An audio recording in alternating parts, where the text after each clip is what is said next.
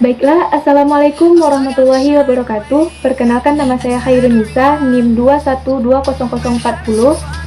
Baiklah, pada video kali ini saya akan menjelaskan jawaban UAS saya dalam mata pelajaran Bahasa Indonesia dengan dosen pengampu Ibu Deswalantri SSMPD. Baiklah, soal yang pertama yaitu disajikan sebuah ayat, yaitu surah Yusuf ayat 100. Dan dari ayat ini ada 3 pertanyaan. Yang pertama yaitu, jelaskanlah 3 upaya yang dapat kita lakukan untuk memahami arti atau makna dari sebuah ayat.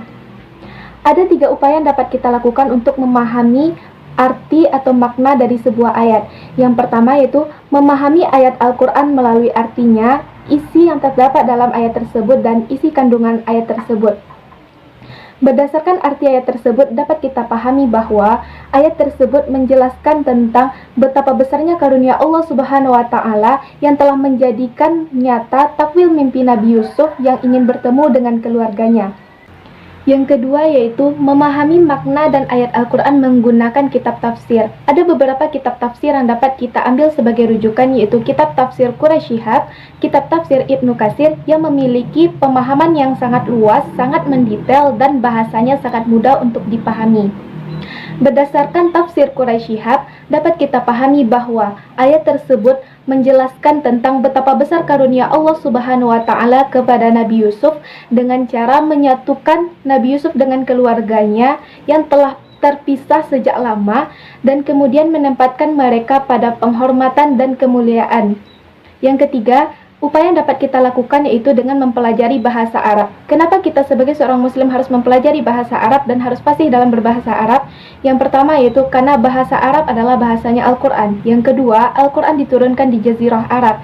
Yang ketiga, Al-Quran terdiri dari bahasa Arab yang bahasanya memiliki keistimewaan dan keunikan, sehingga tidak ada seorang pun yang dapat menandingi keindahan bahasa dari Al-Quran. Yang keempat, dengan mempelajari bahasa Arab, kita bisa mempermudah kita untuk menggali ilmu pengetahuan lainnya. Baiklah, kita lanjut ke soal 1B, yaitu sebutkan 5 penggunaan tanda baca dalam ayat tersebut dan jelaskan fungsi masing-masingnya. Ada 5 penggunaan tanda baca dalam ayat tersebut. Yang pertama yaitu tanda baca titik, yang kedua tanda baca koma, yang ketiga tanda baca petik, yang keempat tanda baca kurung, dan yang kelima adalah tanda seru. Adapun fungsi dari kelima tanda baca tersebut, yang pertama fungsi dari tanda baca titik berfungsi untuk menandai akhir dari sebuah kalimat. Sedangkan tanda baca koma digunakan untuk memisahkan anak kalimat dengan yang mendahului induk kalimatnya.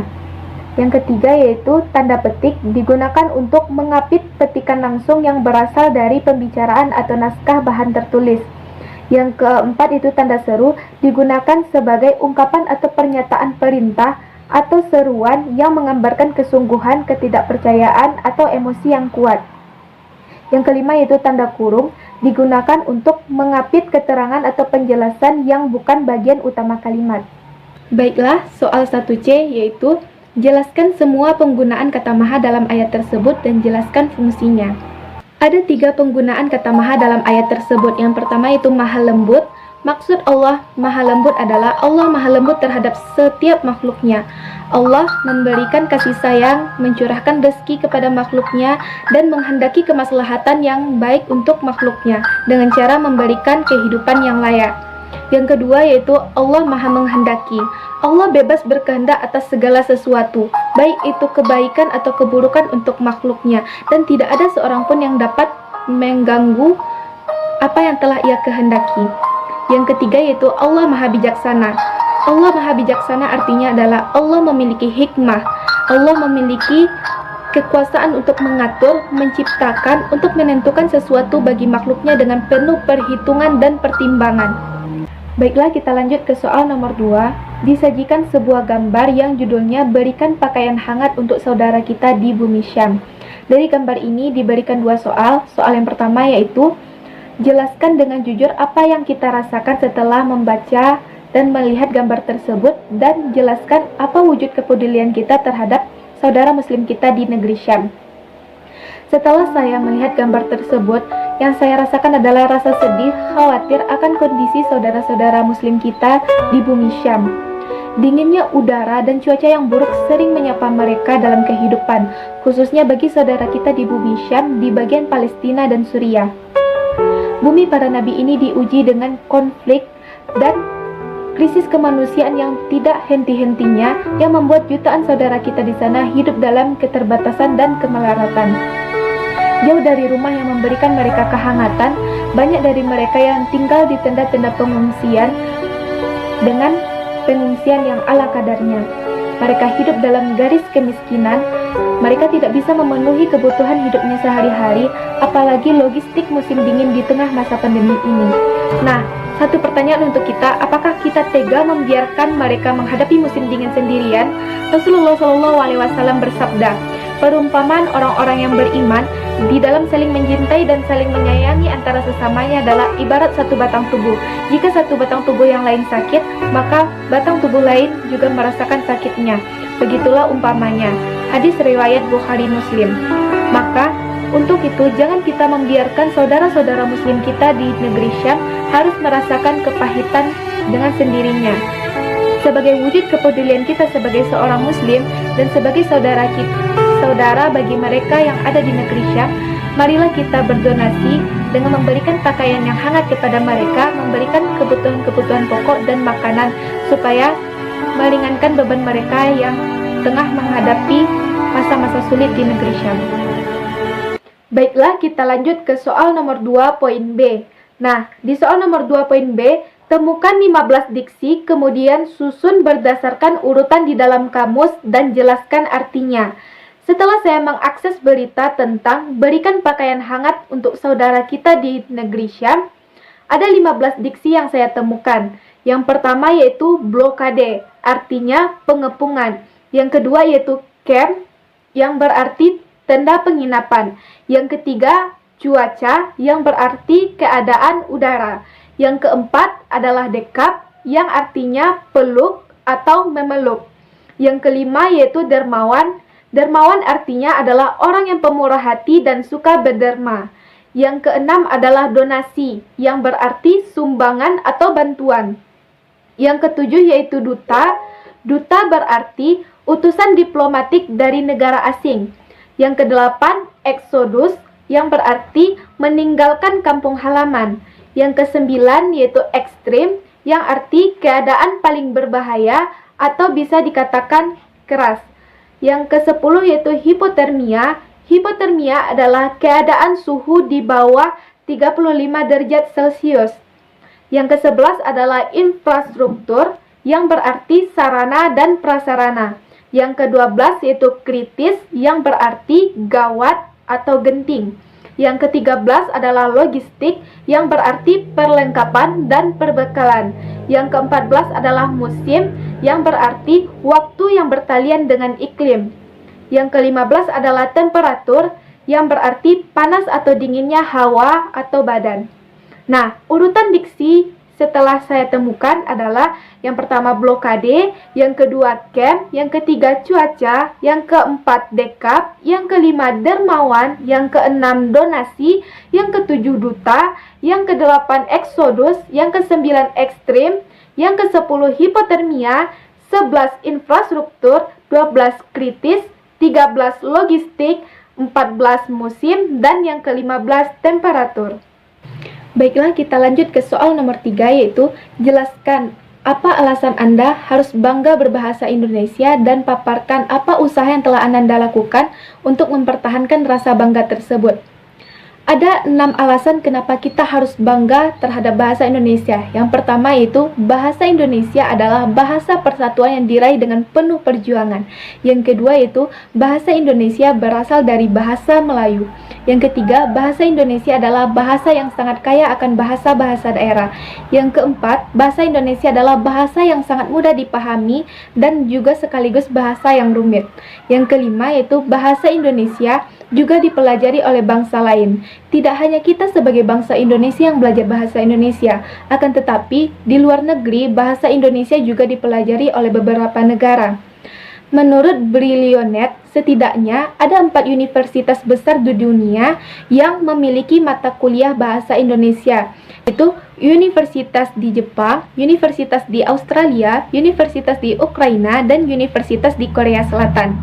Yang keenam, alasan kenapa kita harus bangga berbahasa Indonesia adalah karena bahasa Indonesia telah diancang akan menjadi bahasa resmi di ASEAN. Adapun upaya yang dapat kita lakukan untuk mempertahankan rasa bangga terhadap bahasa Indonesia yaitu yang pertama, meningkatkan minat membaca kita. Dengan meningkatnya minat membaca, khususnya membaca buku bahasa Indonesia, pengetahuan tentang istilah-istilah baru atau kosakata yang tepat akan semakin bertambah dalam pemikiran kita. Yang kedua yaitu berusaha untuk mengedepankan bahasa Indonesia sebagai bahasa pergaulan atau bahasa sehari-hari dibandingkan dengan bahasa asing. Yang ketiga itu dengan mengikuti perlombaan, seminar, acara-acara atau pelatihan yang bertujuan untuk memajukan bahasa Indonesia. Yang keempat yaitu aktif menulis di forum dengan memakai bahasa Indonesia yang baik. Kita lanjut ke soal nomor 4, yaitu jelaskan upaya atau persiapan yang harus kita lakukan dalam menghadapi tuntutan dunia kerja. Ada beberapa persiapan atau upaya yang dapat kita lakukan untuk menghadapi tuntutan dunia kerja. Yang pertama yaitu mental. Kenapa harus mental? Karena dalam menghadapi tuntutan dunia kerja, kita dituntut harus memiliki mental yang kuat. Mulailah berpikiran positif dan mulailah tanggap terhadap tanggapan yang ada di sekitar kita. Jangan terlalu memikirkan kritik orang lain yang dirasa dapat menjatuhkan karir kita. Jadikanlah kritikan tersebut sebagai api penyemangat dan sebagai motivasi untuk kita lebih maju ke depannya. Yang kedua yaitu dengan mengenali diri kita terlebih dahulu. Kenali diri kita terlebih dahulu yaitu kenali apa kekurangan dan kelebihan kita. Jika kita telah mengetahui apa kelebihan dan kekurangan kita, khususnya di bidang kekurangan, kita bisa untuk memperbaiki di mana letak kekurangan kita. Yang ketiga yaitu dengan mengasah kemampuan atau skill yang kita miliki. Ketika kita telah mengetahui apa kelebihan dan kekurangan kita, khususnya dalam bidang kelebihan, di sanalah kita bisa mengasah skill, bakat, dan kemampuan yang kita miliki. Karena pada dasarnya di zaman teknologi yang serba canggih ini, jika kita hanya mengandalkan ijazah tanpa memiliki skill yang dapat kita andalkan, itu sama saja dengan bohong. Yang keempat yaitu dengan mengontrol emosi. Dalam dunia kerja, kita harus bisa mengontrol emosi kita. Jangan sampai emosi yang tidak baik dapat membuat suasana dalam dunia kerja menjadi semakin memburuk. Selanjutnya yaitu menjadi pendengar yang baik. Hal ini merupakan aspek yang paling penting dalam dunia kerja, agar di dunia kerja kita mendapatkan apresiasi dan dihargai oleh karyawan lain. Selanjutnya itu upaya yang dapat kita lakukan yaitu adalah menjadi seseorang yang tidak gagap akan teknologi. Terlebih di zaman yang penuh dengan teknologi dan serba canggih ini, kita dituntut harus paham dengan teknologi. Selanjutnya yaitu kita harus percaya diri. Selanjutnya, kita harus menguasai bahasa asing. Bahasa asing adalah bahasa yang sangat diperlukan, khususnya ketika kita akan melamar pekerjaan di negara lain. Selanjutnya yaitu kita harus berani mempromosikan diri kita ke lapangan kerja atau dunia kerja. Assalamualaikum warahmatullahi wabarakatuh.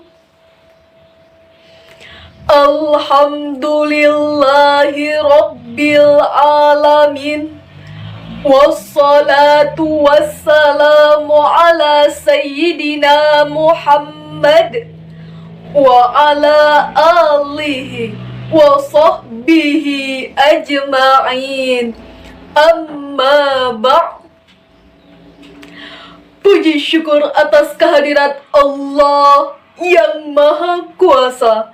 Salawat dan salam semoga tetap tercurah kepada pucuk pimpinan umat, yakninya baginda Rasulullah Muhammad sallallahu alaihi wasallam. Hadirin kaum muslimin sebangsa dan setanah air yang saya hormati. Situs resmi KPK melaporkan korupsi para pejabat malah makin meningkat 2 kali lipat dari tahun yang lewat. Masalah terbesar yang melanda bangsa Indonesia saat ini adalah krisis kepemimpinan.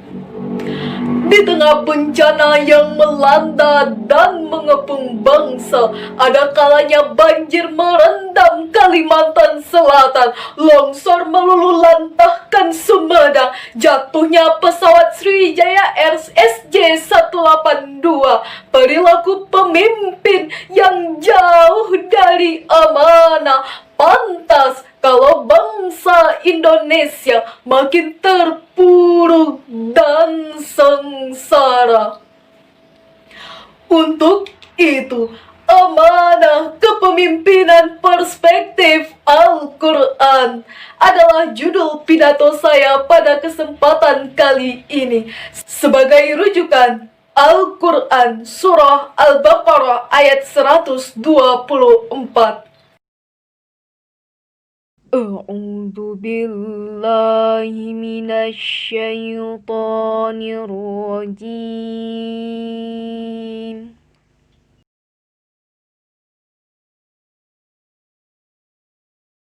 بسم الله الرحمن الرحيم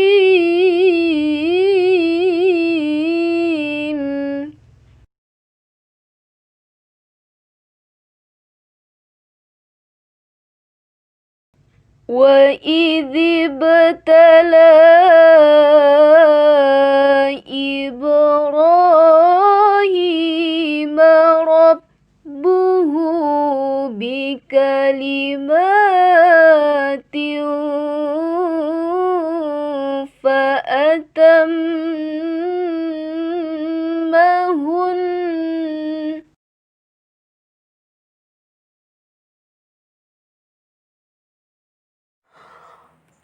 قال إني جاعلك للناس إماما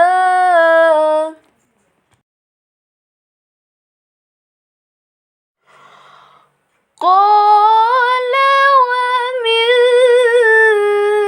ذريتي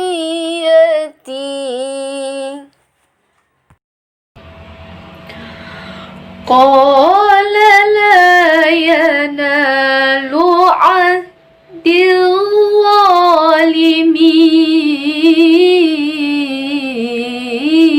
الظالمين صدق الله العظيم.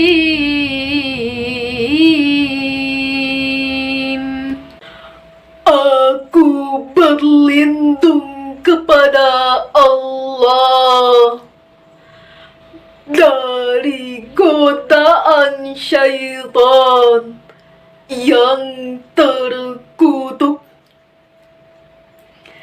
dengan menyebut asma Allah yang Maha Pengasih, Maha Penyayang.